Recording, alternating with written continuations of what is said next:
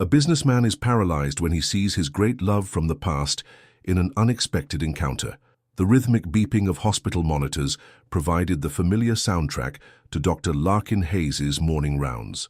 Her chocolate-brown eyes scanned the patient's chart as her fingers adorned with a simple silver ring, her mother's graduation gift, tapped thoughtfully against the tablet.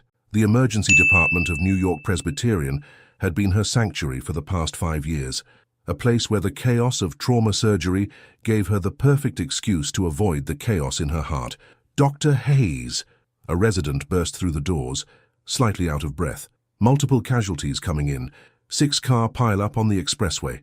Larkin's demeanor shifted instantly, her spine straightening as she secured her curly hair more tightly in its practical bun. ETA. 3 minutes. First responders report at least 4 critical. She nodded sharply, already moving toward the trauma bay. This was her element, where split-second decisions meant the difference between life and death, where her carefully constructed walls served a purpose. Here, emotional distance wasn't just a defense mechanism, it was a professional necessity. The emergency department erupted into controlled chaos as the ambulances arrived. Larkin moved with practiced precision, her voice clear and authoritative as she directed her team. "Get me portable ultrasound in Bay 3, type and cross 4 units for the driver." Hours blended together as she worked, her hands steady, her mind focused. It wasn't until the last patient was stabilized that she allowed herself to breathe, the familiar scent of her Carolina Herrera perfume mixing with the sterile hospital air. "Impressive work as always, Dr. Hayes." The voice froze her in place.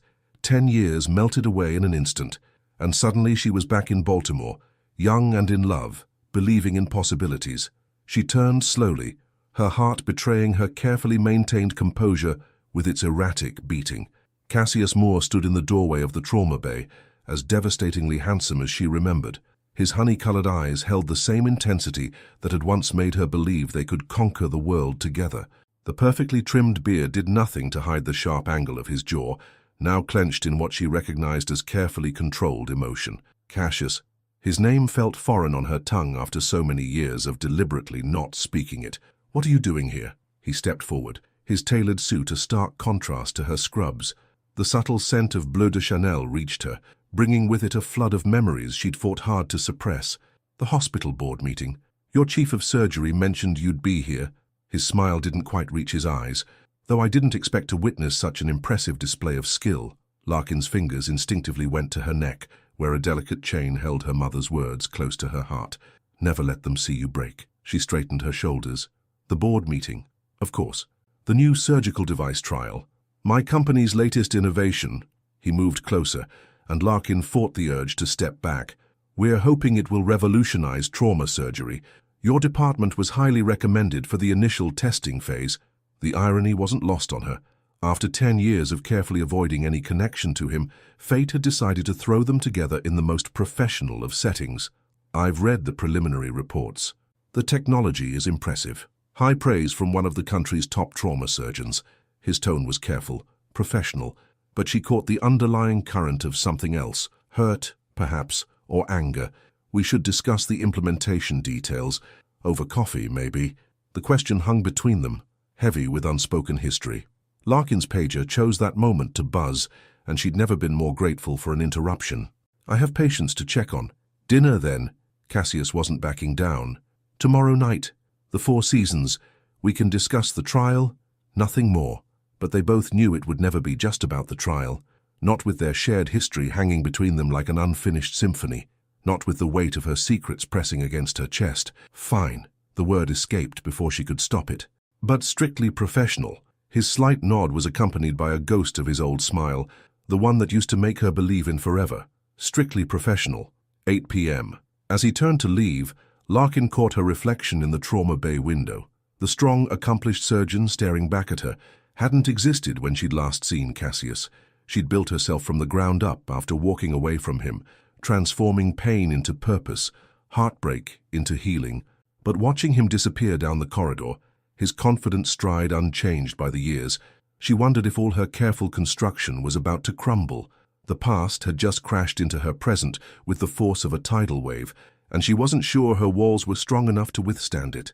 Her phone buzzed with a text from her mother, Remember who you are, baby girl. You're a Hayes woman. We bend, we don't break. Larkin took a deep breath, the familiar scent of antiseptic grounding her in the present. Tomorrow night, she would face Cassius Moore across a dinner table, and she would maintain her composure. She would be professional, detached, focused only on the surgical trial that had brought him back into her orbit. But as she moved through the rest of her rounds, her heart refused to steady its rhythm, beating out a truth she couldn't ignore. Some loves leave echoes that time cannot silence, and some stories refuse to remain unfinished. The night shift settled over New York Presbyterian, and Larkin immersed herself in patient charts, trying to drown out the memory of honey-colored eyes and the scent of Bleu de Chanel. Tomorrow would come soon enough, bringing with it a reunion she'd spent 10 years trying to avoid. In her office, she caught sight of the small frame on her desk, a picture of her younger brother at his college graduation, his smile bright and future secure. It was a reminder of why she'd walked away, of the sacrifices that had shaped her path. She'd made the right choice then. But as the city lights twinkled beyond her window, a small voice whispered in her heart, had she really?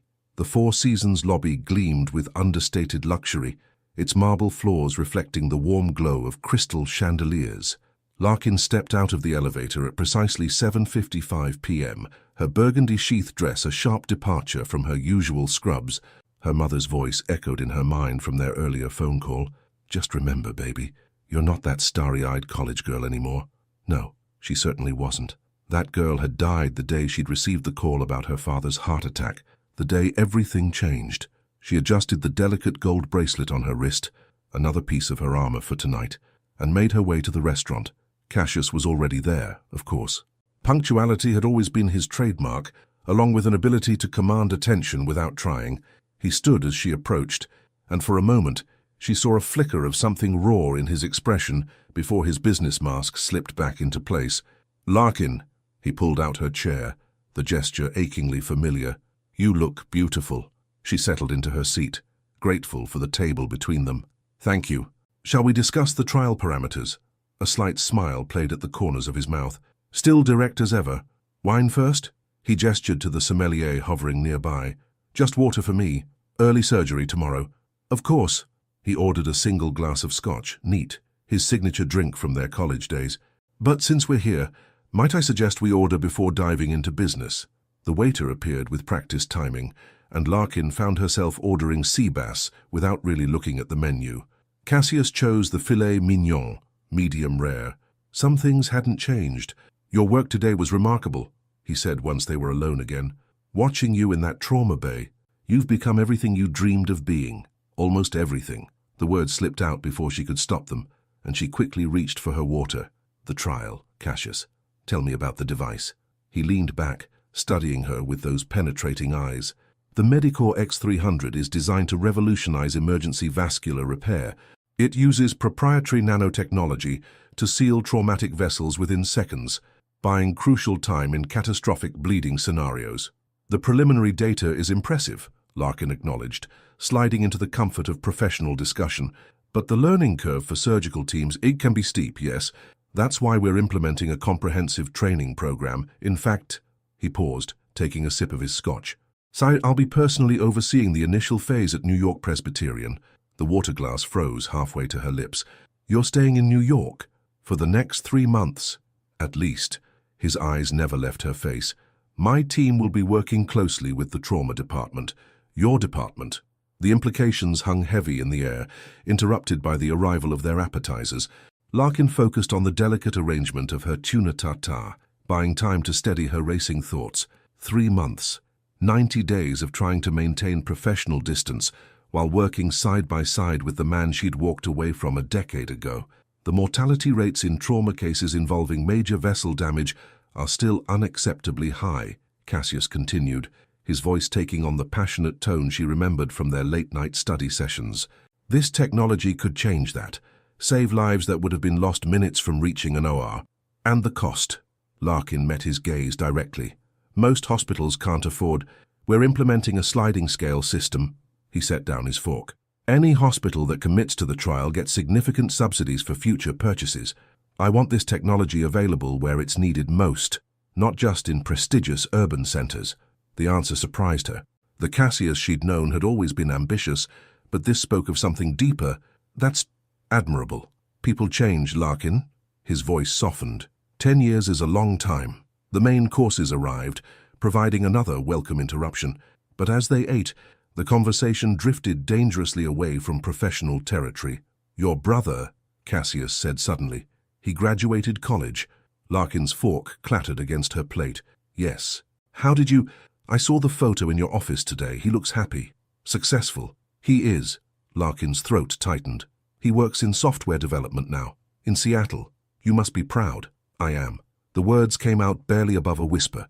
Every sacrifice had been worth it, she reminded herself. Every lonely night, every extra shift, every tear she'd refused to let fall. Cassius set down his utensils, his expression unreadable. You know, I looked for you. After you left, your number was disconnected, your email defunct. You vanished completely. The guilt she'd carried for years threatened to overwhelm her. Cassius, No, he held up a hand. Not tonight. Tonight is about the future, the trial, the hospital, saving lives. The past can wait, but the past sat between them like a third dinner guest, impossible to ignore.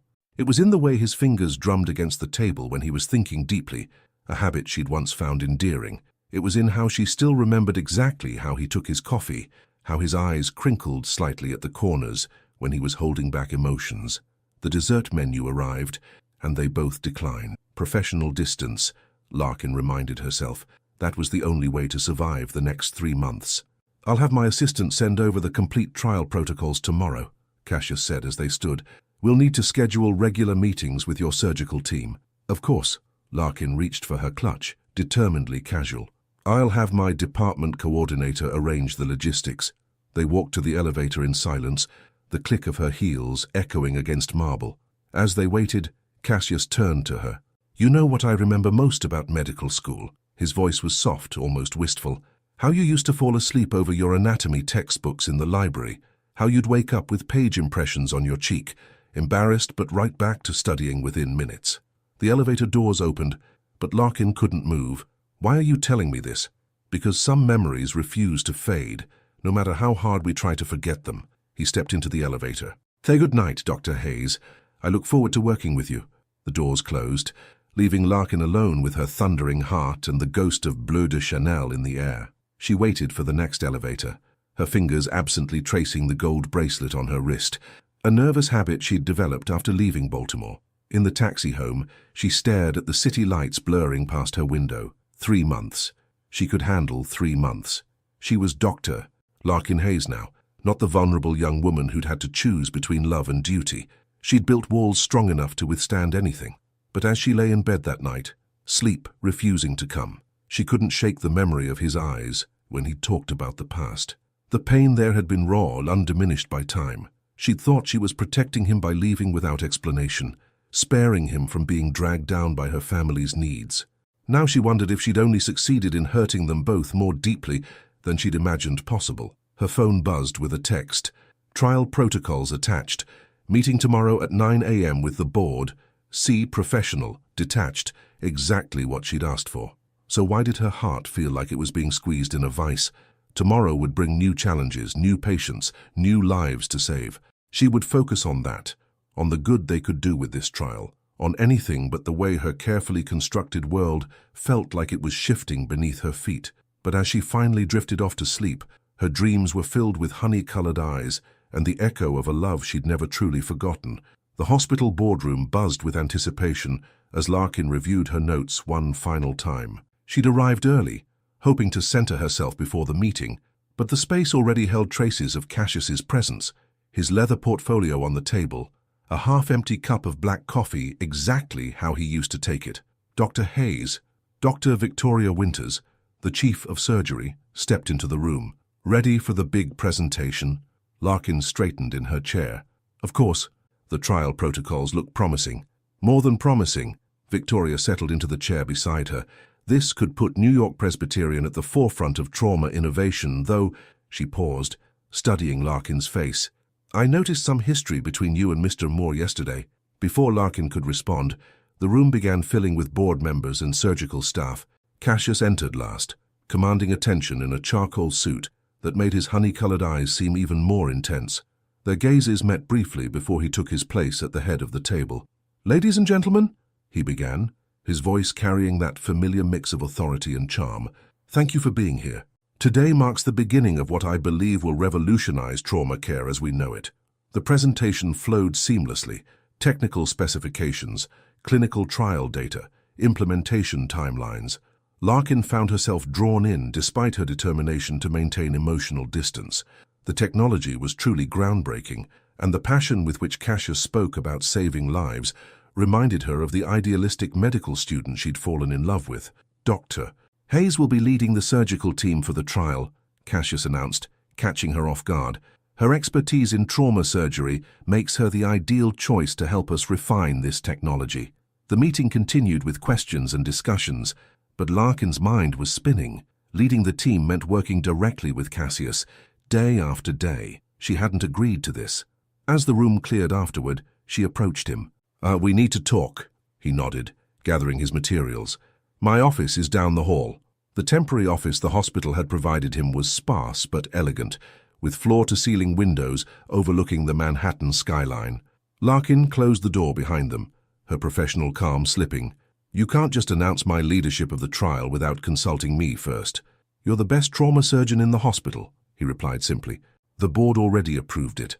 "That's not the point, Cassius." She crossed her arms. "You know this complicates things."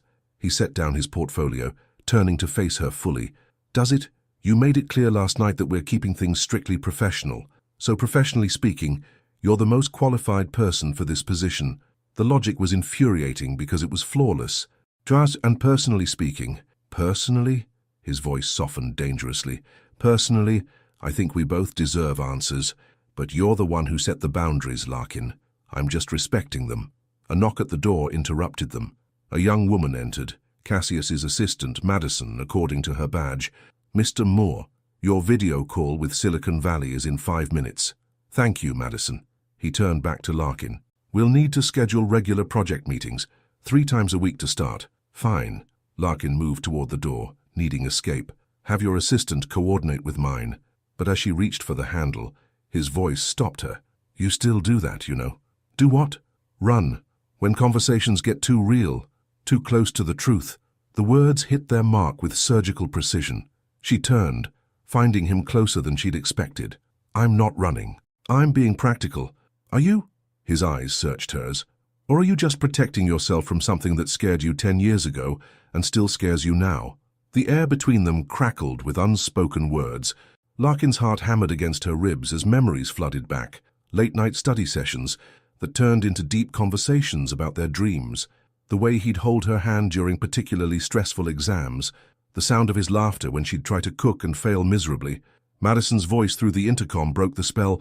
"Mr. Moore, they're waiting." "We're done here," Larkin said firmly, more to herself than to him. She pulled the door open, nearly colliding with a nurse rushing past. "Dr. Hayes," the nurse called out. "Multiple trauma coming in.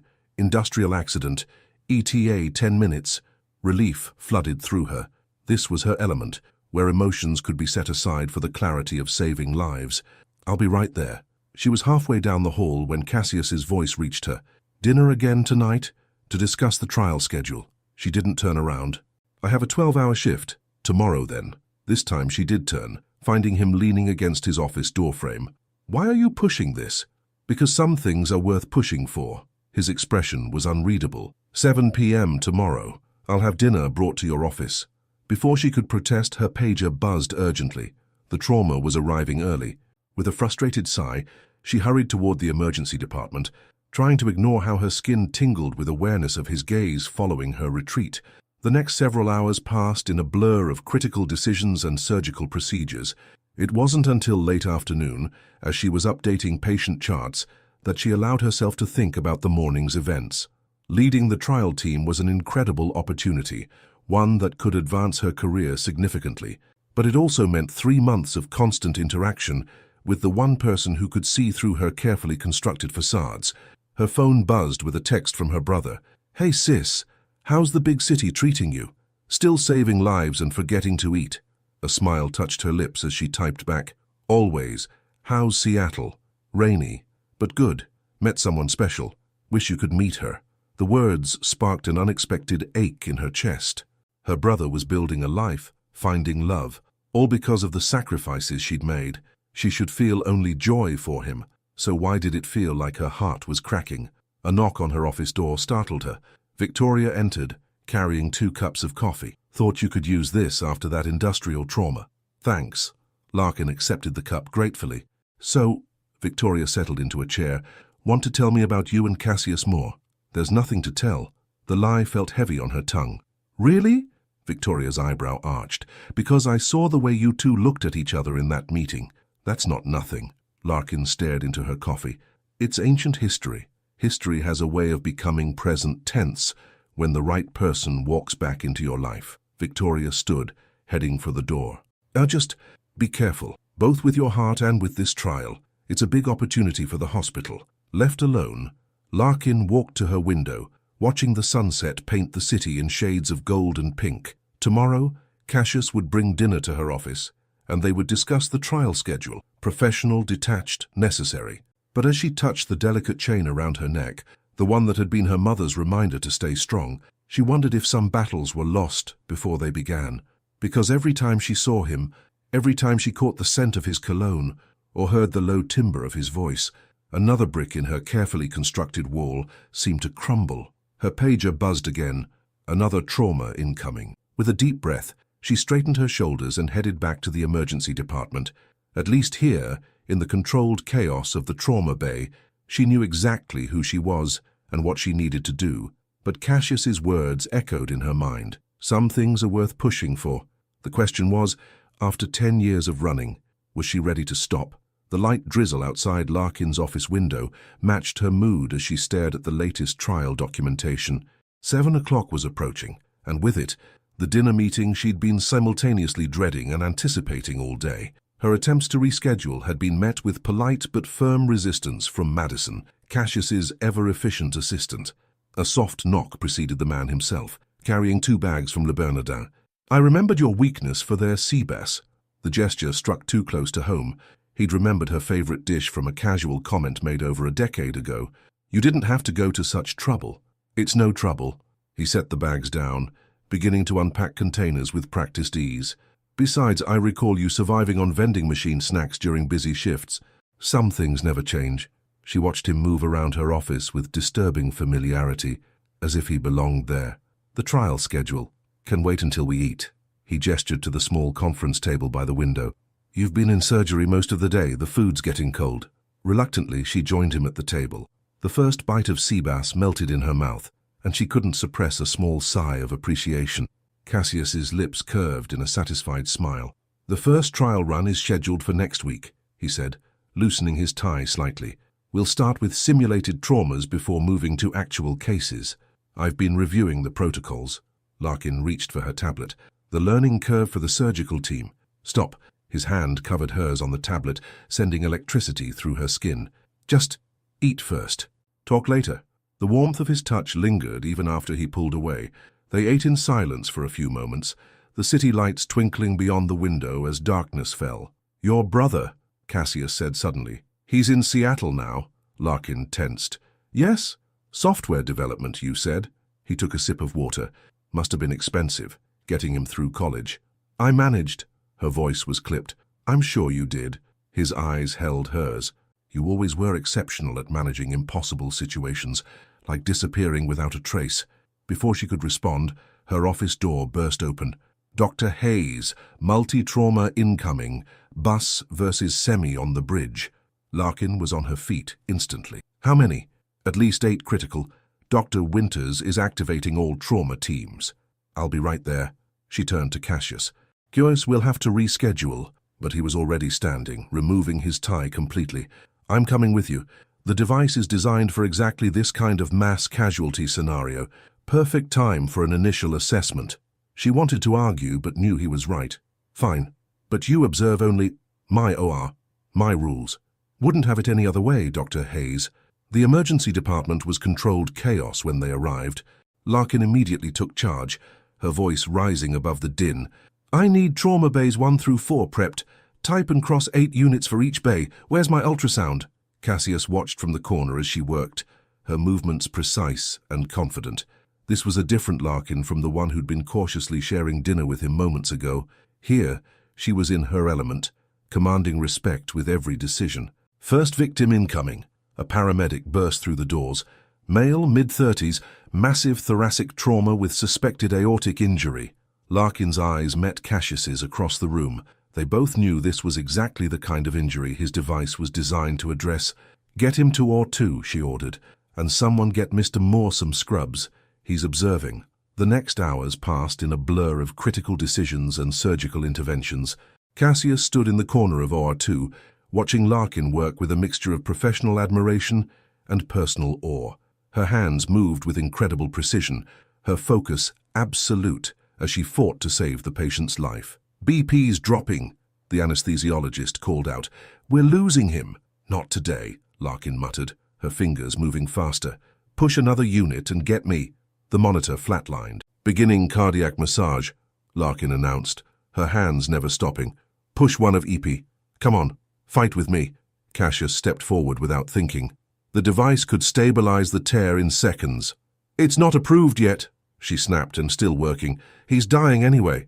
Their eyes met over their surgical masks. "You know it could work."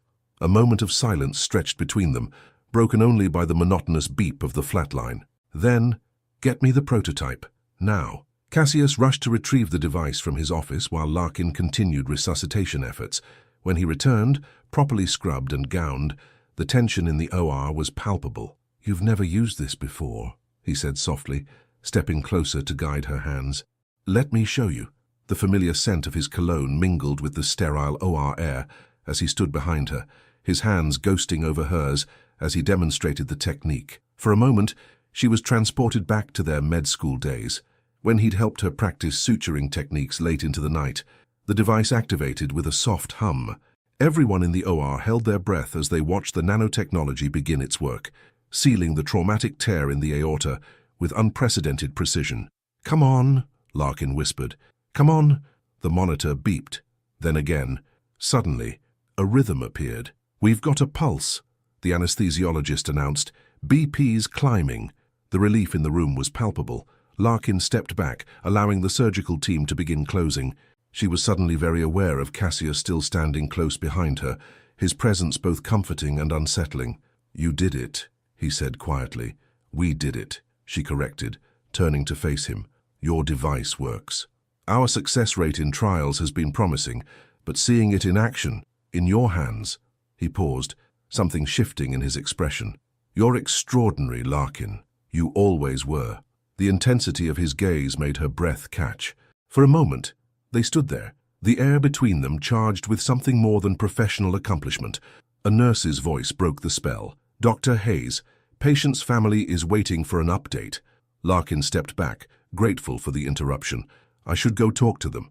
"Dinner's probably cold," Cassius said, a hint of humor in his voice. "Rain check." The word slipped out before she could stop it. His eyes softened. "Dice always." Later that night, after the chaos had settled and the patients were stable, Larkin sat in her office staring at the half-eaten dinner they'd abandoned. Her phone buzzed with a text from Cassius. The device performed perfectly, like it was designed for your hands. She stared at the message, remembering the feel of his hands guiding hers, the way they'd worked in perfect sync despite the years apart. It was dangerous, this blurring of lines between past and present, professional and personal, but as she gathered her things to head home, she couldn't deny the truth that had become crystal clear in that OR. Some connections couldn't be severed by time or distance. Some people fit together like puzzle pieces, even when you tried to force them apart. The question was, could she trust that connection again? Or would reaching for it only lead to more heartbreak, for both of them? The success of the emergency surgery with Cassius's device had set the hospital abuzz. 3 days later, Larkin found herself in yet another board meeting, this time presenting the case results alongside him. The energy between them was different now, a subtle shift that everyone in the room seemed to notice.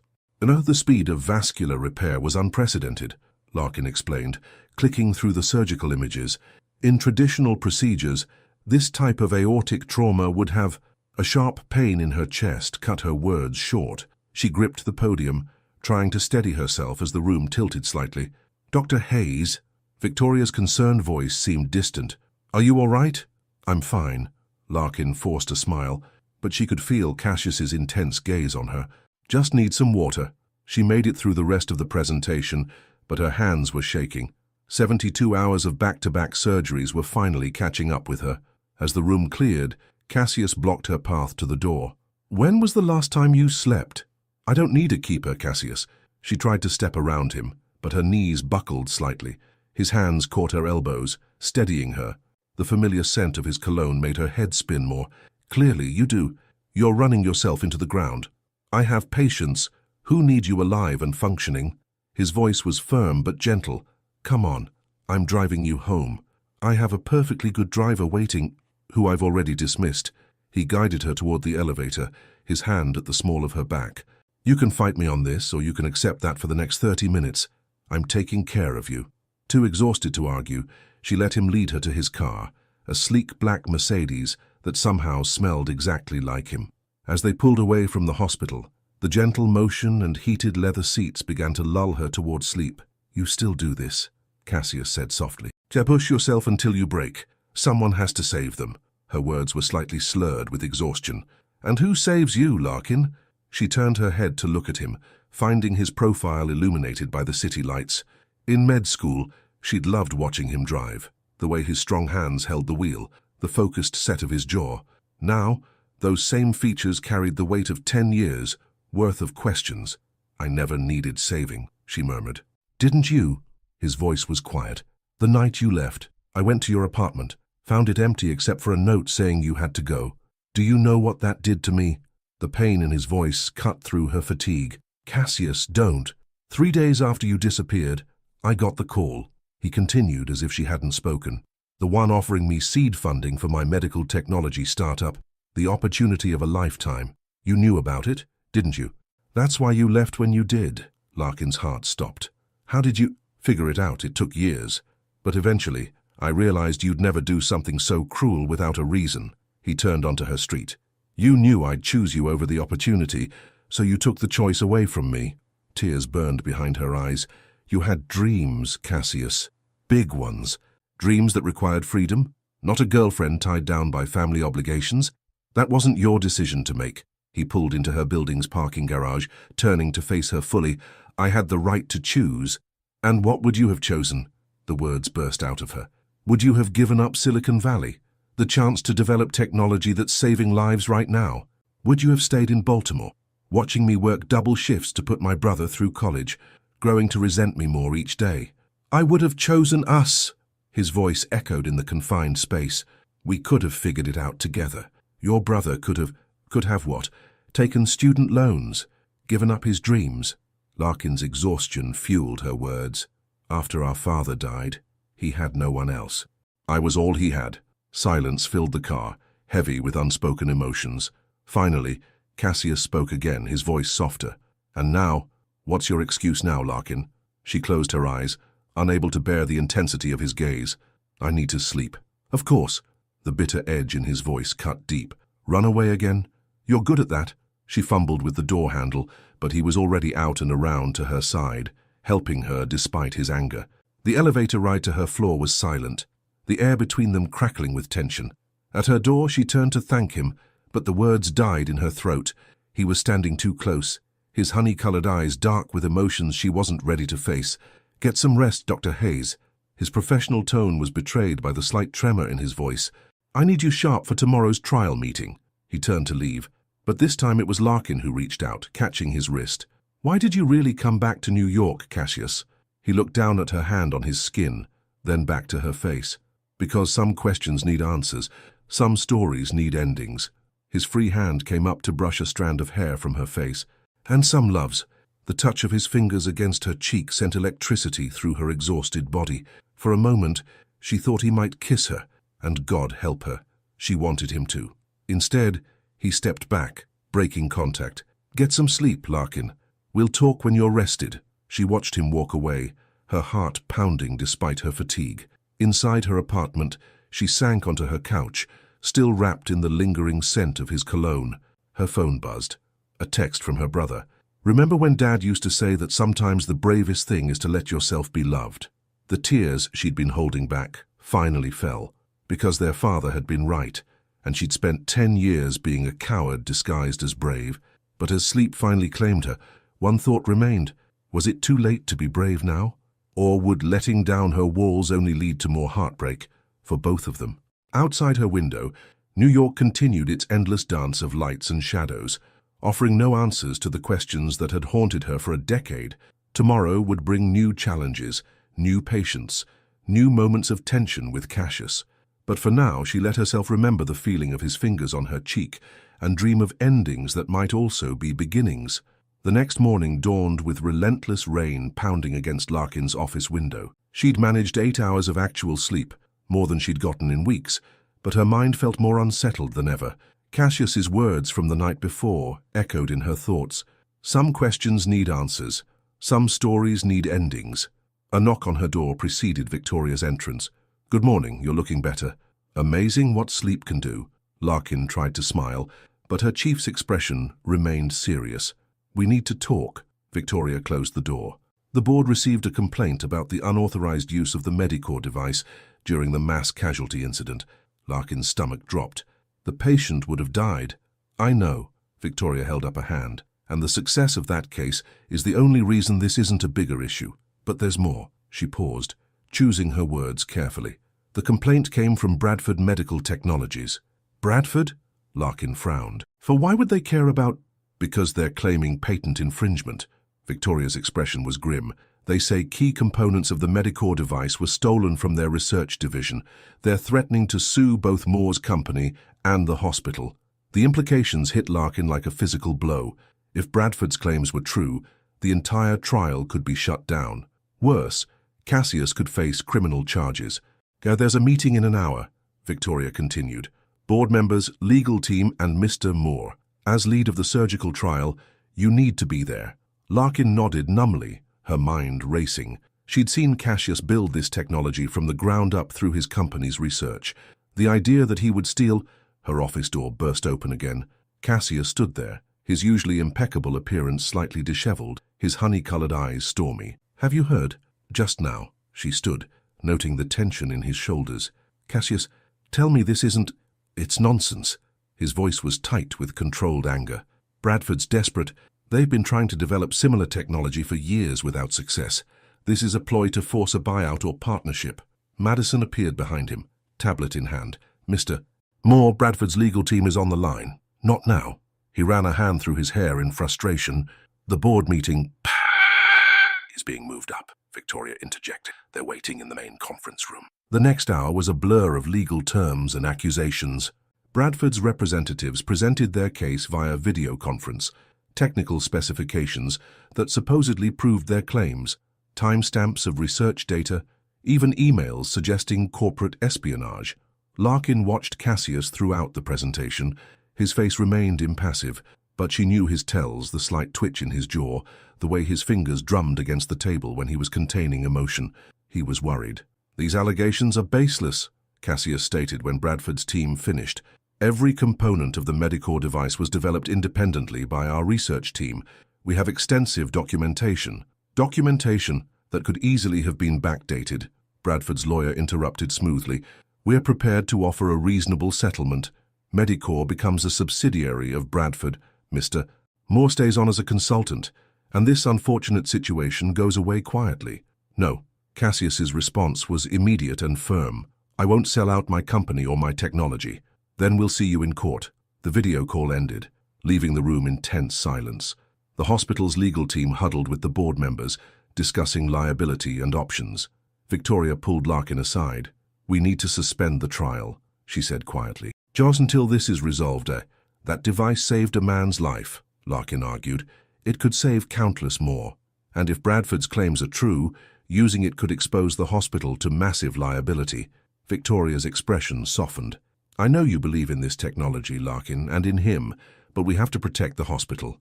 Across the room, Cassius was in intense discussion with his own legal team. He looked up, catching Larkin's eye, and she saw something there that scared her. Fear. As the meeting dispersed, she followed him to his office. He closed the door behind them, leaning against it with uncharacteristic weariness. "Tell me the truth," she said softly. "Is there any chance they're right? You think I stole their research?" The hurt in his voice was palpable. "I think you're scared." She stepped closer. "And I need to know why." He moved to the window, staring out at the rain. 2 years ago, Bradford approached us about a partnership. They wanted access to our research, claimed they had similar technology in development. I declined. He turned back to face her. A month later, we discovered a breach in our servers. Nothing seemed to be missing, but someone had accessed our earliest research files. His expression darkened. "I think Bradford stole our preliminary designs, developed them separately, and is now claiming we took their work. Can you prove it?" "That's the problem." He sank into his chair. "Digital timestamps can be manipulated. It becomes a case of their word against ours. And they have deeper pockets, better lawyers." Larkin studied him, remembering the passionate medical student who dreamed of changing the world. "What do you need?" He looked up, surprise flickering across his face. "You believe me? I know you, Cassius." The words came out softer than intended. "Whatever happened between us, I know you'd never steal another person's work." Something shifted in his expression. He stood, moving toward her with purpose. "Do you know me?" His phone rang, shattering the moment. Madison's voice came through the speaker. "Mr. Moore, your legal team needs you in the conference call." "And Hudson? The press is asking for comment." Larkin watched the corporate mask slip back into place as he straightened his tie. "I have to take this." "I know." She moved toward the door, then paused. "Cassius, whatever you need, I'm here." His eyes met hers, full of emotions she couldn't quite read. "Be careful, Larkin. Getting involved in this could damage your reputation, your career. Some things are worth the risk." She echoed his words from days before, watching understanding dawn in his eyes. In the hallway, her phone buzzed with a text from Victoria. "Emergency department needs you. Multiple trauma incoming." Real life was calling, demanding her attention. But as she headed for the trauma bay, her mind was on Cassius and the storm gathering around him. 10 years ago, she'd walked away to protect him from her burdens. Now, watching him face possible ruin, she realized something that terrified and thrilled her in equal measure. She couldn't walk away again. The rain continued to pour outside, but in her heart, something that had been frozen for a decade was finally beginning to thaw. The question was, would it bloom into something new, or drown in the flood of consequences heading their way? The media storm hit faster than anyone expected. By the following morning, medical technology blogs were running headlines about the patent dispute, and local news vans had started gathering outside New York Presbyterian. Larkin watched from her office window as reporters ambushed anyone wearing a white coat, hungry for insider comments about the controversy. Her phone buzzed with a text from her brother. "Just saw the news. Isn't that your trial? Are you okay?" Before she could respond, Victoria appeared in her doorway. "Turn on Channel 4. Larkin reached for her remote, and her heart stopped. There on screen was Russell Bradford himself, CEO of Bradford Medical, standing at a podium. "Evidence of systematic intellectual property theft," he was saying, his silver hair and expensive suit projecting authority. "Mr. Moore's company has built its success on stolen innovation, and we intend to prove it." The camera cut to footage of Cassius leaving his apartment building that morning, looking sharp despite the pressure.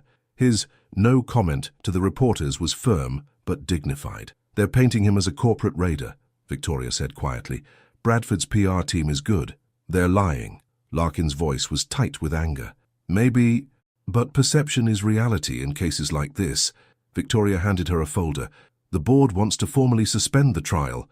Larkin opened the folder, scanning the documents. "These need my signature as trial lead." "Yes, and Larkin." Victoria's expression softened. "The board is also suggesting you distance yourself from Moore, professionally speaking." A knock interrupted them. Madison stood in the doorway, looking uncharacteristically nervous. "Dr. Hayes, Mr.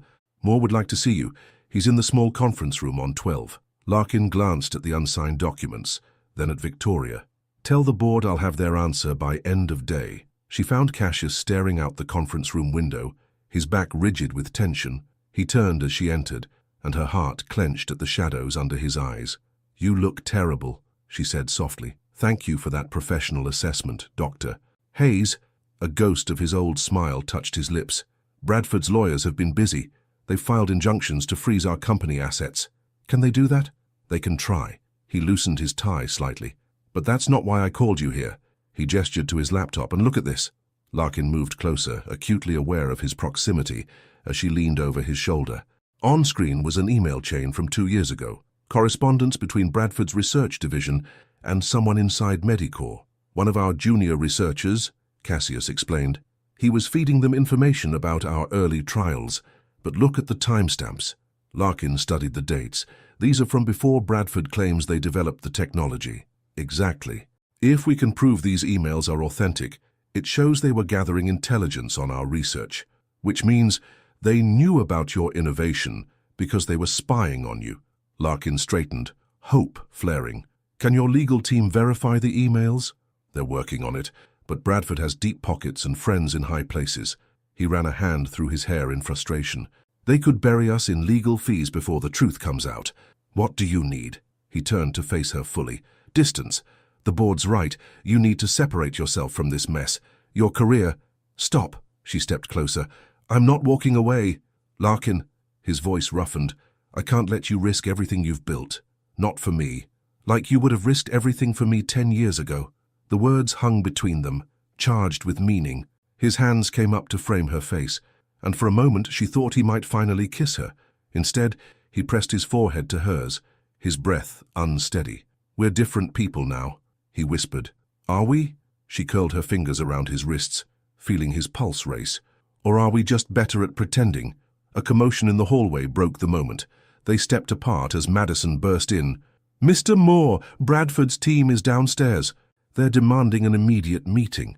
Cassius straightened, corporate mask sliding back into place. Tell them... Wait. Larkin's mind was racing. Let me see them. Absolutely not. Think about it. They're expecting corporate lawyers and business tactics. Instead, they get a trauma surgeon who's seen their supposed stolen technology save lives. She met his gaze steadily. Let me help. He studied her for a long moment, honey-colored eyes intense. Saz, you're still the most stubborn woman I've ever known. Is that a yes? Instead of answering, he turned to Madison. Have them sent to the main conference room, and get me every piece of documentation we have on the early research trials. The next hour was a blur of preparation. By the time they walked into the conference room, Larkin's heart was pounding, but her voice was steady as she addressed Russell Bradford and his team. Gentlemen, I'm Dr.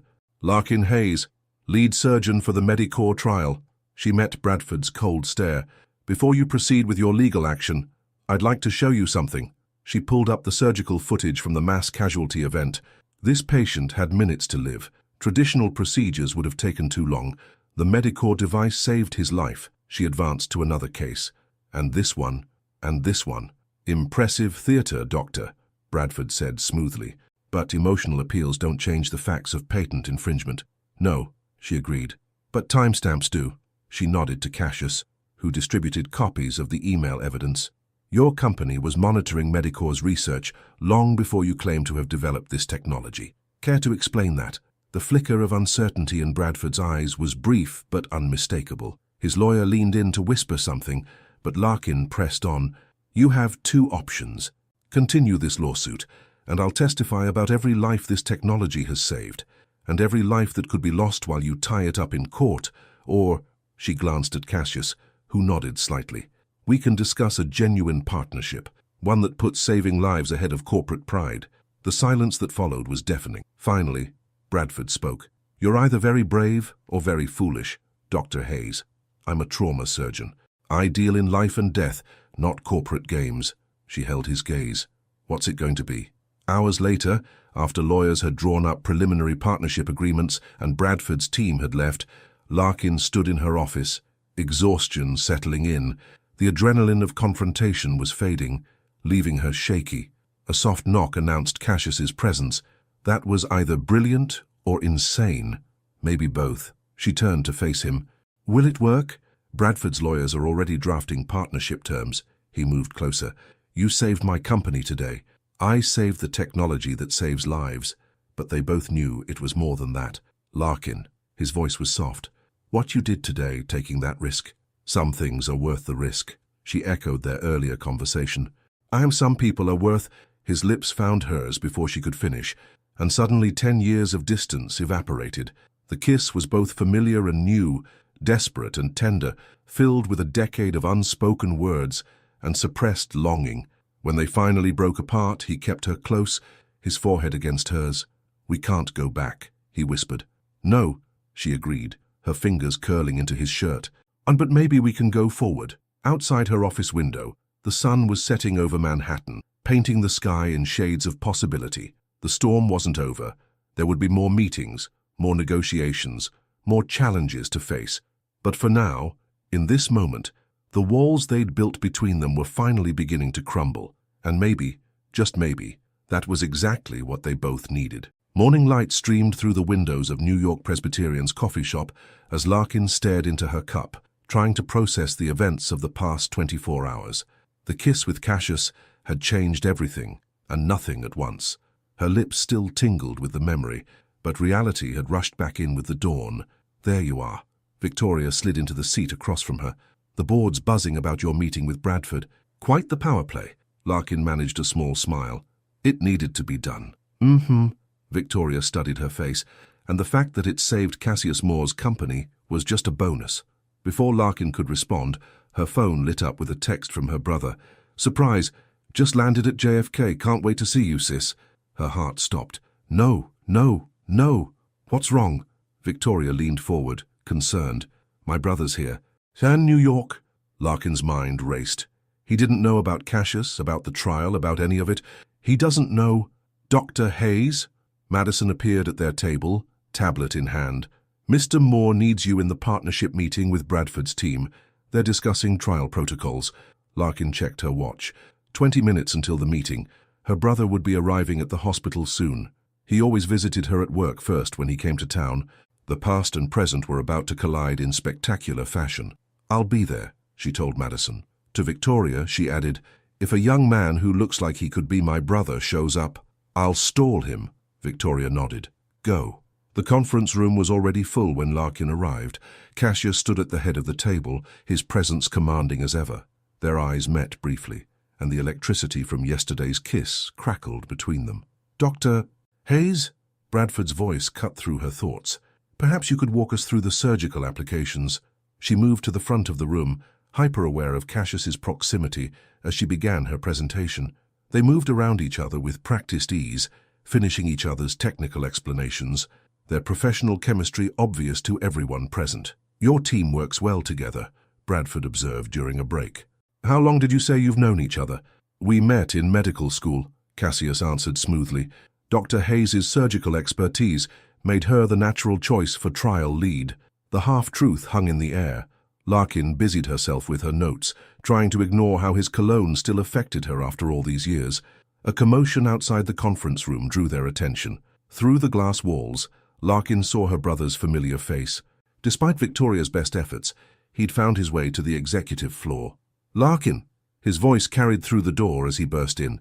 "Sorry to interrupt, but—" He stopped short, his eyes landing on Cassius. "Wait, is that Xavier?" Cassius's voice was soft with recognition. "You've grown up." The room fell silent. Xavier Hayes stood frozen, looking between his sister and the man he'd once thought would be his brother-in-law. "Hey, what's going on here?" "Mr. Hayes," Bradford cut in smoothly. "Perhaps we could continue this meeting another time." The room cleared quickly, leaving Larkin alone with her brother and Cassius. The tension was thick enough to cut with a scalpel. "You're working with him?" Xavier's voice held a decade of protective anger. "After what happened?" "Xavier, it's complicated." "Complicated?" He laughed bitterly. "Like it was complicated when you gave up everything. When you worked yourself half to death to put me through college. When you pushed away the one person who—" "That's enough." Cassius's voice was firm but gentle. "Your sister made choices to protect the people she loved. I understand that now." Xavier turned to him. Do you understand that she never stopped?" He caught himself, looking at Larkin. "You never told him, did you?" "Xavier, please." Larkin's voice cracked slightly. "Tell me what?" Cassius stepped closer. "Nothing."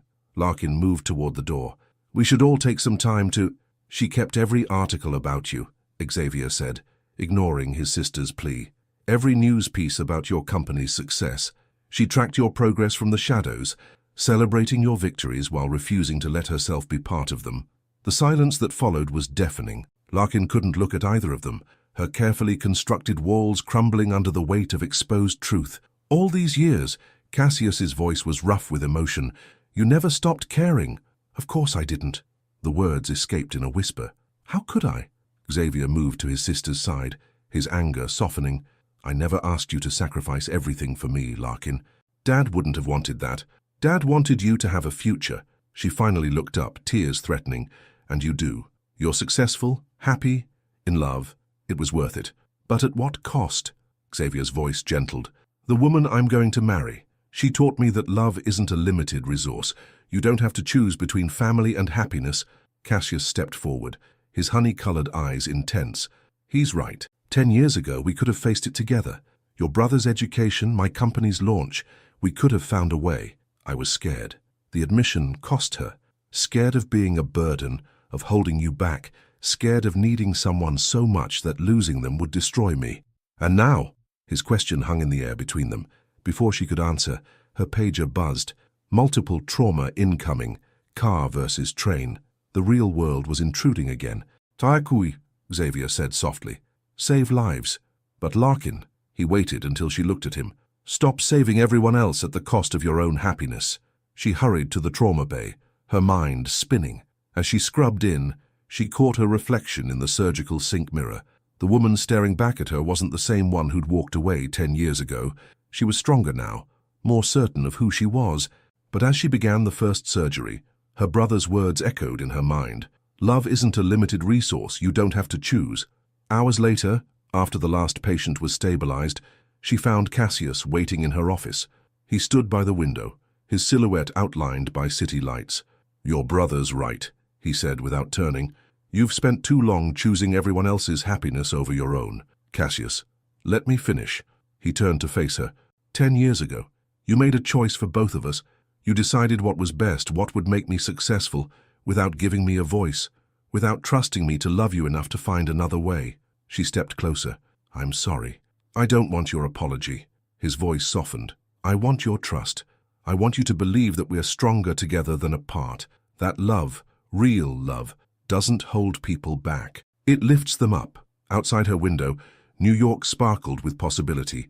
10 years of choices, of sacrifice, of running from what her heart had always known. It all led to this moment. I'm still scared, she whispered. Good. He reached for her hand. Being scared means it matters.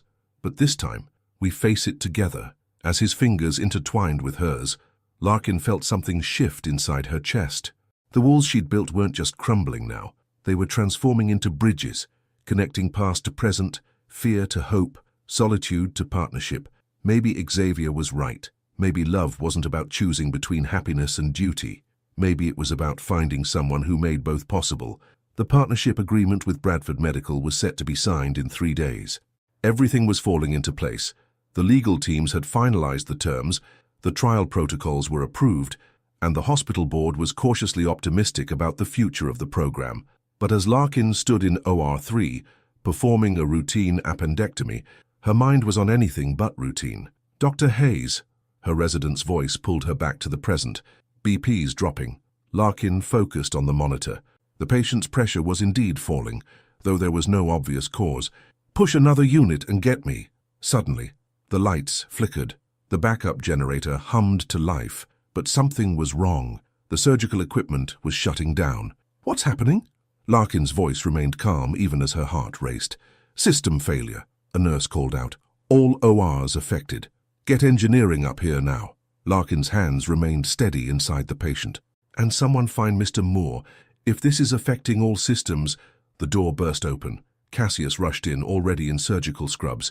The main server's been compromised.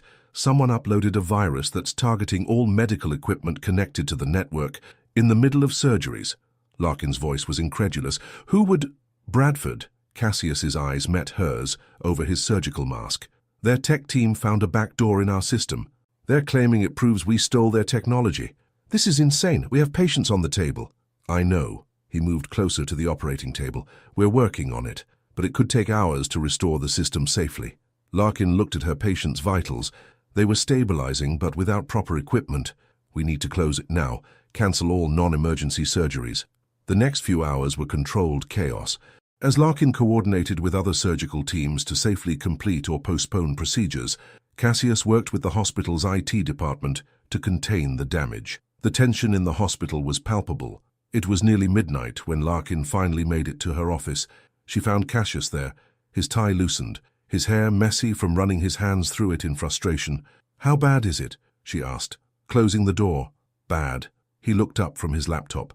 "Bradford's team used the virus to access our development servers. They're claiming they found proof that we reverse-engineered their technology. But that's not possible. You developed the Medicore device years before. They modified the timestamps." His voice was tight with anger. "Made it look like our research came after theirs. It's our word against their evidence now." Larkin sank into her chair. "All this just to force a takeover. It's not just about the technology anymore." Cassius stood, pacing. "Bradford's son is on their board. He was the one who originally approached us about the partnership 2 years ago. When I declined," he paused. "Let's just say some people don't handle rejection well, so this is personal." "Very." He stopped pacing, turning to her. "I have to call off the partnership deal. If I sign now, knowing what they've done, they'll own everything," Larkin finished. "Your company, the technology, all of it. I'll have to start over." He met her gaze. "Build something new from scratch." The weight of what he was saying hit her. Everything he'd built over the past decade could be lost, just like that night 10 years ago, when she'd had to choose between their future together and her brother's education. "No." She stood up decisively. "No. We're not letting them win, not this time." She moved to her computer. "The virus they uploaded, it would have left traces, right?" "Yes, but their tech team covered their tracks."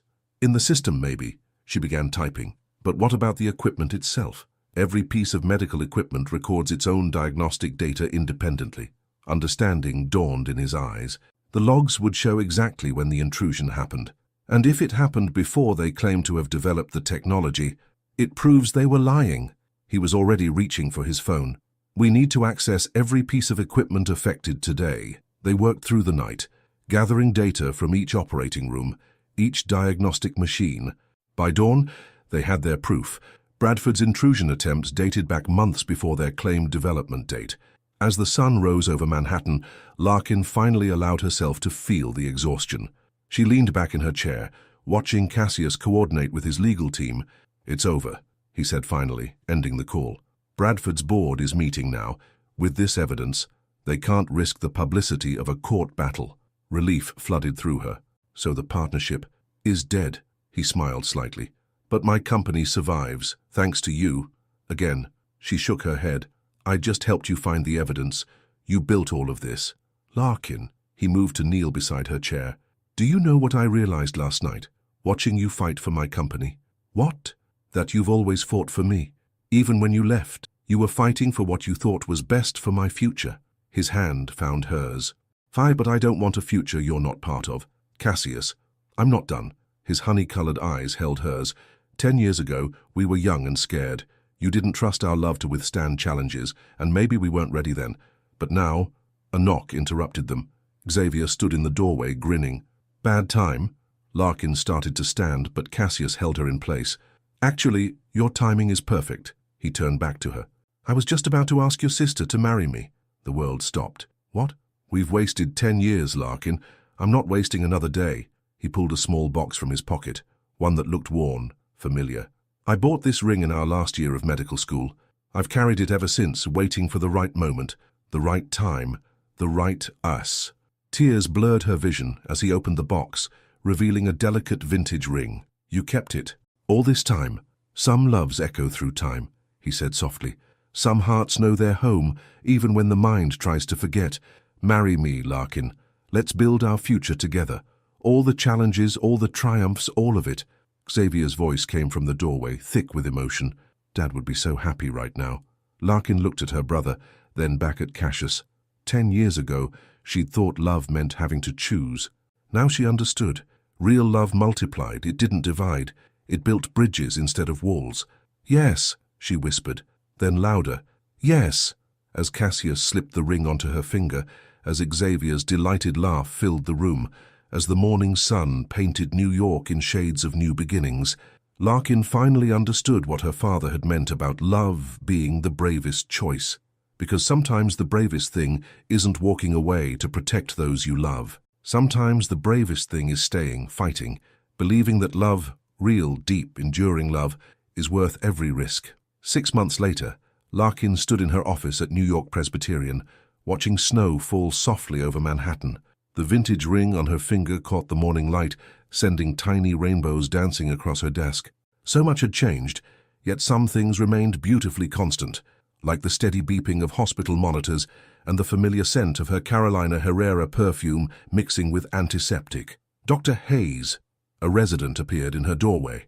"The Medicor device trial results are ready for your final review," Larkin smiled, accepting the thick folder. The past months had been a whirlwind of progress. After Bradford's attempted sabotage had backfired, their technology had undergone rigorous independent verification. The results were better than anyone had hoped, a 94% success rate in emergency vascular repairs, with implementation now expanding to hospitals nationwide.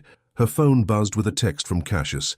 "Meeting with Silicon Valley investors running late. Still on for lunch?" "Wouldn't miss it," she typed back. "Good luck, ye future husband." The word still gave her butterflies. Their wedding was 3 weeks away, a small ceremony in Central Park, with snow-covered trees as their backdrop. Xavier would walk her down the aisle, his own fiancée by his side. Their father would be there in spirit, in the vintage cufflinks Cassius would wear and the delicate bracelet around Larkin's wrist. A commotion in the hallway drew her attention. Multiple trauma incoming. Bus collision on 5th. Larkin was moving before the announcement finished, her body responding to the familiar call of emergency. In the trauma bay, she found organized chaos, exactly where she thrived. "What do we have?" she called out, already gowning up. 3 critical, 2 stable. First victim has major thoracic trauma. As if on cue, the doors burst open. Paramedics rushed in with the first patient, rattling off vitals. Larkin's hands moved with practiced precision, her mind clear and focused. "Get me the Medicor device," she ordered, noting the vascular damage on the portable ultrasound. "And someone call Mr. Moore. He'll want to observe this one." Hours passed in a blur of procedures and decisions. By the time Larkin finished with the last patient, the winter sun was setting over the city. She found Cassius waiting in her office, a takeout bag from Le Bernardin on her desk. "Brought lunch to you," he said, his honey-colored eyes warm. "Though I suppose it's dinner now." "My hero." She collapsed into her chair, exhausted but satisfied. All patients stable. The device performed perfectly. "I heard." He began unpacking the food. "The investors were impressed with the latest data. We're expanding production next month." "I thought that meeting was about the new cardiac prototype." It was. His smile was subtle but proud. "There's they want both. Apparently, my brilliant fiancée's surgical innovations have caught their attention. Over the past months, they'd begun collaborating on new medical technologies, combining his vision with her practical surgical experience. Their latest project, a revolutionary cardiac repair device, had been Larkin's idea, born from years of trauma surgery experience. "Speaking of attention," Cassius continued, "Victoria mentioned the chief of surgery position." Larkin paused, fork halfway to her mouth. "She told you." "She didn't have to. I saw the paperwork on your desk last week." He studied her face. "Are you going to take it?" "I haven't decided." She set down her fork. "It would mean fewer surgeries, more administrative work. It would also mean leading the department's research division." His voice was gentle. "You could help shape the future of trauma surgery. Like we're doing with Medicor." "Exactly." He reached across the desk, taking her hand. "You've always been meant for more than just operating, Larkin. You have vision, leadership. The residents already look up to you." She squeezed his fingers, remembering a similar conversation from their med school days. Back then, he'd been the one encouraging her to apply for the prestigious trauma surgery fellowship, believing in her capabilities, even when she doubted herself. "I used to think I had to choose," she said softly, "between career ambitions and personal happiness, between family duty and love. And now I understand what Dad meant about the right love making you stronger." She smiled. "Everything I ran from 10 years ago, it's all part of what makes us work now. The ambition, the drive, the desire to change medicine for the better." A knock interrupted them. Xavier stood in the doorway, grinning. "Sorry to crash dinner, but Mum's calling about wedding details." Again, Larkin laughed. "Let me guess. She's still trying to convince us to have the reception at that ballroom in Baltimore. Actually, She's accepted the Central Park plan. Xavier stepped into the office. But she has opinions about the flowers. Many, many opinions. Some things never change, Cassius said, amused. Remember when she tried to talk us out of that camping trip in medical school? She was right about that one, Larkin pointed out. We did get lost. But we found that amazing waterfall. His eyes held hers, full of shared memories. Sometimes getting lost leads you exactly where you're meant to be. Xavier made a show of covering his eyes. And that's my cue to leave. Wedding planning dinner tomorrow night. Wouldn't miss it. Larkin watched her brother leave, heart full. He's happy, isn't he? You both are. Cassius stood, moving around the desk to pull her to her feet. Finally, in the gentle winter twilight, with the snow falling outside and the city lights beginning to twinkle, Larkin leaned into his embrace. The scent of his cologne, still Bleu de Chanel after all these years, mixed with her Carolina Herrera, creating their own unique harmony. Dr. Hayes, Madison's voice came through the intercom. The trial results press conference is scheduled for next week. The board wants to know if you'll be speaking alongside Mr. Moore. Larkin smiled against Cassius's chest. Tell them yes. We're in this together. After Madison signed off, Cassius tilted Larkin's face up to his. Down together, he repeated softly. I like the sound of that. Me too. She reached up to trace his jaw, still marveling that she could. You know what else I like? What's that? That some loves refuse to be forgotten. That some hearts keep beating in sync, even across time and distance. She smiled. That sometimes the bravest choice isn't walking away, but walking back. His kiss was gentle, full of promise. Outside, New York continued its eternal dance of lights and shadows, but here in this moment, everything was crystal clear. Love wasn't about choosing between dreams, it was about building them together, stronger and better than either could alone. The echo of their past had become the foundation of their future, and this time they were writing their story together. No more running, no more sacrificing one dream for another. Just two hearts that had finally found their way home, ready to face whatever challenges came next. Together. 2 years later, the morning sun filtered through the windows of New York Presbyterian's newly renovated trauma center, casting warm light across the state-of-the-art equipment. Dr. Larkin Hayes Moore stood at the nurse's station, one hand absently resting on her slightly swollen belly as she reviewed patient charts. Taisky Chief, a young resident approached, her eyes bright with admiration. The new cardiac prototype just arrived from Medicorps. Dr. Winters asked if you'd oversee the first trial. Larkin smiled, remembering her own days as an eager resident. Tell them I'll be there in 10 minutes.